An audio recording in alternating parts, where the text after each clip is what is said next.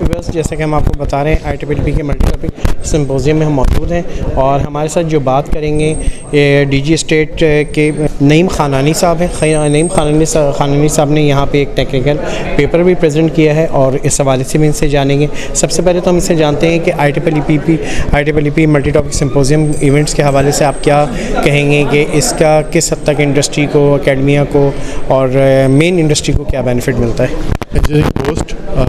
IEEE کا یہ جو ملٹی ٹاپک سمپوزیم ہے یہ ہر سال کا ایک بہت بڑا ٹیکنیکل ایونٹ ہوتا ہے اور دنیا میں سب سے بڑی پروفیشنل آرگنائزیشنز میں سے IEEE USA جس طرح ہے, جس نے انوویشن میں اور ٹیکنالوجی میں اتنا کام کیا تو IEEE جو ہے وہ بھی ان کے فٹ اسٹیپ پہ چل رہا ہے. جی, میں نے آج پیپر پڑھا بلاک چین اپلیکیشنز ان پاور سیکٹر ان پاکستان کہ کس طرح سے رینیویبل انرجی جو سرٹیفکیٹس ہیں ان کی والنٹری کاربن مارکیٹ پاکستان میں کریٹ کی جائے.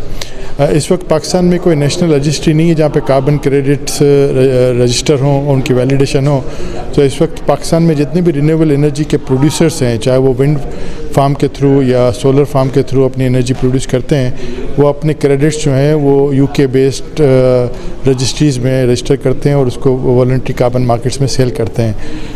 ہمارا جو پلیٹ فارم ہے ایکو لیجر وہ کوشش کر رہا ہے کہ پاکستان کی نیشنل رجسٹری میں سارے اسٹیک ہولڈرز کے ساتھ مل کے ایکو لیجر پاکستان کی نیشنل رجسٹری بنے تاکہ ہم یہ کریڈٹس UK میں رجسٹر کرانے کے بجائے پاکستان میں رجسٹر کریں اور اس کو سیٹ آف کریں. جو multi national companies credit by کرتی ہیں ورلڈ مارکیٹ سے اور جو پاکستان کے جو لوکل پروڈیوسرز ہیں رینیویبل انرجی کے جو اپنے کریڈٹس بیچ نہیں پاتے وہ ادھر ہی آف سیٹ کر لیں بائنگ اور سیلنگ کو.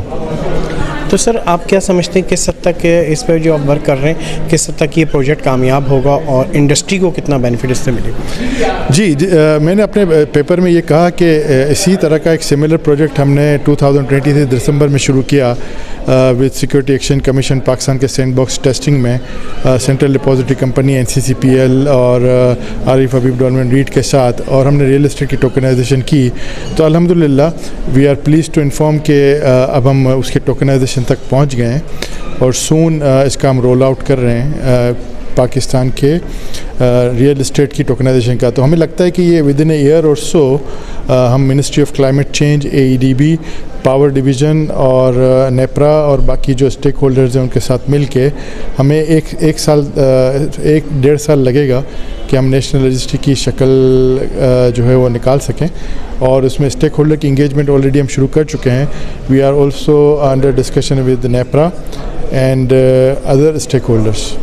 تو سر اگر ہم کہیں کہ آگے آپ کتنے عرصے میں اس کی ڈیولپمنٹ جو ہے وہ مارکیٹ بیسس پہ دیکھتے ہیں اس کے بارے میں؟ ہاں, ہمیں لگتا ہے یہ مئی جون 2026 تک انشاءاللہ پاکستان کی پہلی نیشنل رجسٹری جو ہے وہ بن چکی ہوگی.